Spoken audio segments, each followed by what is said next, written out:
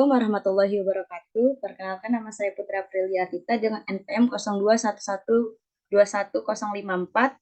dari kelas 6B kelompok 3. Di sini saya akan menjelaskan materi pertemuan 6, yaitu kegagalan dan kesuksesan penerapan sistem informasi. Kegagalan penerapan sistem informasi. Dalam beberapa sistem, hampir semua laporan yang disampaikan kepada manajemen tidak pernah baca. Laporan-laporan dikatakan tidak bermanfaat dan hanya dipenuhi dengan ilustrasi grafik yang tidak dapat dianalisis atau dijadikan pertimbangan dalam pengambilan keputusan. Sementara itu, dalam sistem lain yang telah diotomatisasi tidak pernah disentuh karena datanya tidak dapat dipercaya. Selanjutnya ada pemakai informasi secara terus-menerus memperbaiki record secara manual, kemudian dalam sistem yang lain lagi telah terjadi kesalahan karena keterlambatan dalam memproses data. Biaya operasional yang demikian besar atau masalah-masalah pemrosesan data yang bersifat kronis. Keseluruhan situasi sebagaimana yang telah digambarkan di atas memunculkan pertanyaan-pertanyaan yang harus dicari penyebab kegagalannya. Selanjutnya ada masalah pokok sistem informasi dan faktor penyebabnya.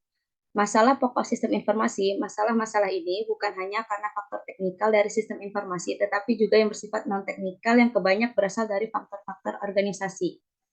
Yang selanjutnya ada faktor penyebabnya, antara lain yang pertama ada desain. Sistem informasi dikatakan gagal jika desainnya tidak cocok dengan struktur, budaya, dan tujuan organisasi secara keseluruhan. Yang kedua ada data. Data dalam sistem mempunyai ketidakakurasian dan konsistensi yang tinggi. Yang ketiga ada biaya. Beberapa sistem arahnya bagus, tapi dalam implementasinya dan pengoperasiannya memerlukan biaya di atas anggaran.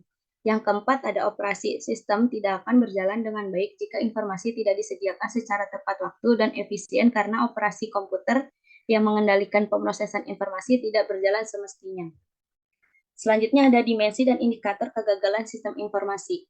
Yang pertama ada dimensi organisasi. Kesuksesan suatu penerapan sistem informasi sangat dipengaruhi oleh faktor-faktor organisasional dalam sebuah pemerintahan, baik pemerintah pusat, pemerintah daerah, maupun organisasi-organisasi di bawah pemerintah.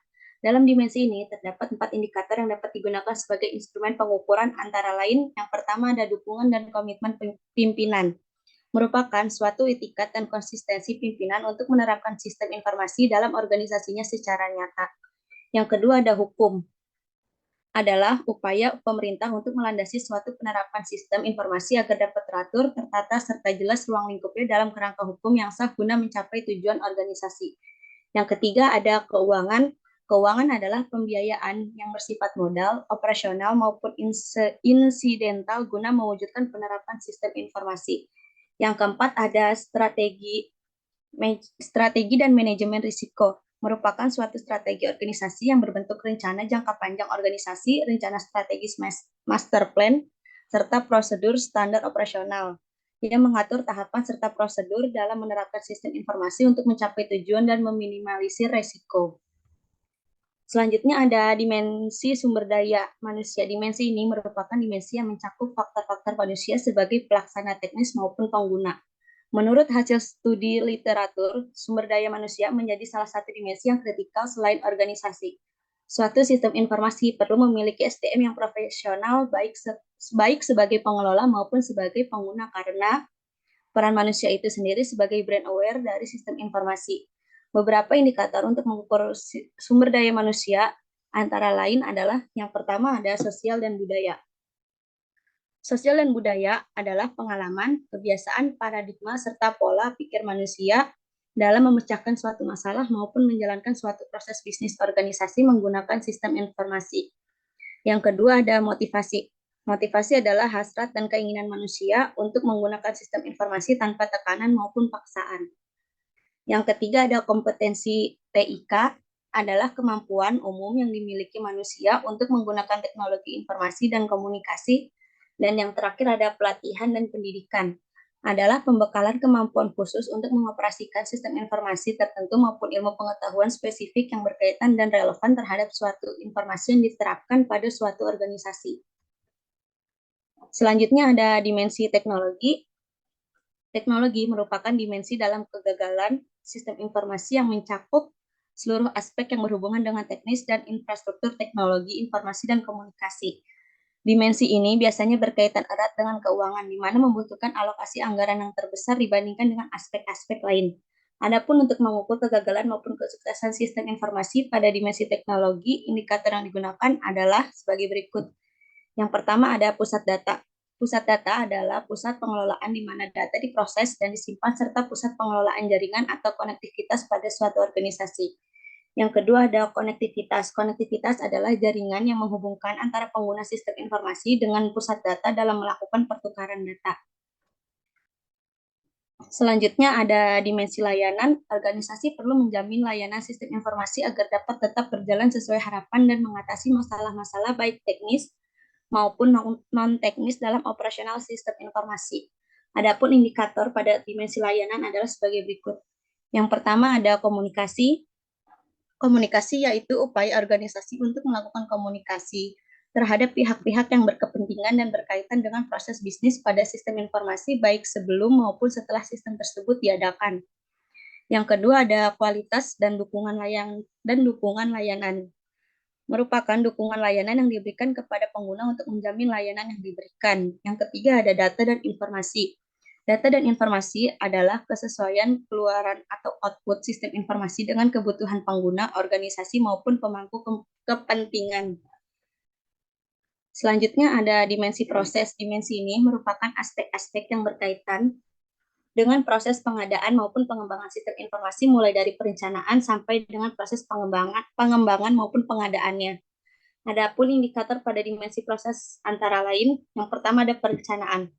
Perencanaan adalah proses kegiatan pengadaan atau pengembangan sistem informasi. Proses ini dinyatakan pada rencana dan program kerja organisasi.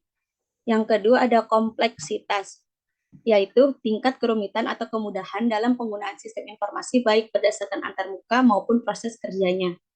Yang ketiga ada kebutuhan pengguna dan bisnis proses re-engineering, yaitu proses pengembangan atau pengadaan sistem informasi yang berbasis kebutuhan serta re-engineering dari proses lama menjadi proses baru yang lebih menguntungkan bagi organisasi. Yang keempat ada interoperabilitas dan integrasi, yaitu kemampuan sistem informasi untuk bertukar data dan atau terintegrasi dengan sistem lain. Yang kelima ada manajemen proyek, yaitu kemampuan organisasi dalam melakukan manajemen dalam proses pengadaan sistem informasi. Selanjutnya ada model evaluasi sistem informasi. Yang pertama ada fokus penggunaan. Fokus evaluasi penggunaan, kegagalan, atau kesuksesan suatu sistem informasi diukur dari beberapa variabel yang berpengaruh pada penggunaan sistem. Yang kedua ada the attitude toward behavior and subjective norm, yaitu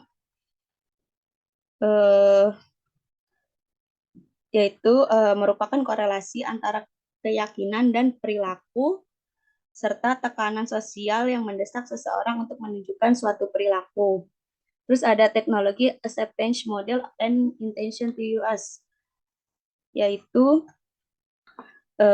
digunakan untuk melakukan evaluasi sistem informasi menggunakan pendekatan perilaku manusia di mana diyakini bahwa keyakinan dapat mempengaruhi sikap dan norma sosial dan merubah bentuk keinginan berperilaku pada masing-masing individu.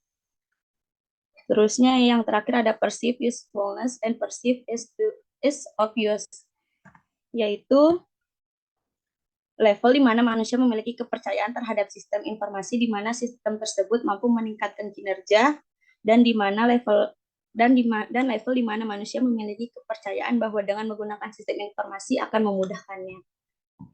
Selanjutnya ada mengukur kesuksesan sistem. Banyak faktor yang dapat dijadikan ukuran keberhasilan penerapan suatu sistem. Faktor yang dapat dipertimbangkan menurut Loudon adalah antara lain, yang pertama ada sistem tersebut tingkat penggunaannya relatif tinggi yang diukur melalui polling terhadap pengguna, pemanfaatan kuesioner atau memonitor parameter serta volume transaksi online.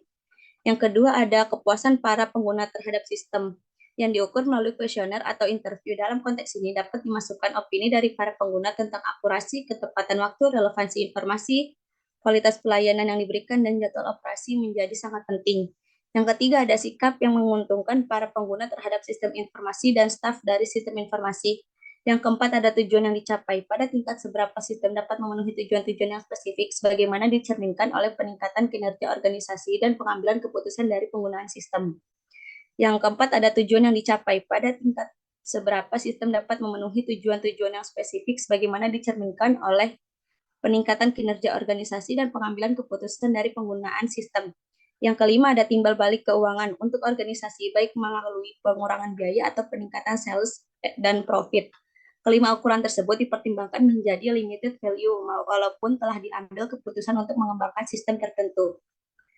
Penyebab kesuksesan dan kegagalan sistem informasi. Sistem informasi menjadi prioritas pertama untuk dikembangkan karena besarnya kekuatan-kekuatan lingkungan eksternal dan internal dan kesamaan dari kekuatan-kekuatan faktor institusional. Beberapa sistem gagal karena benturan di antara lingkungan atau keadaan internal. Ada beberapa alasan mengapa gagal. Beberapa studi telah menemukan bahwa dalam organisasi dengan situasi dan lingkungan yang hampir sama, inovasi yang sama akan mengantarkan kesuksesan. Namun kegagalan unsur yang lain dalam organisasi merupakan penyebab kegagalan. Sekian penjelasan materi dari saya, kurang lebihnya mohon maaf. Wassalamualaikum warahmatullahi wabarakatuh.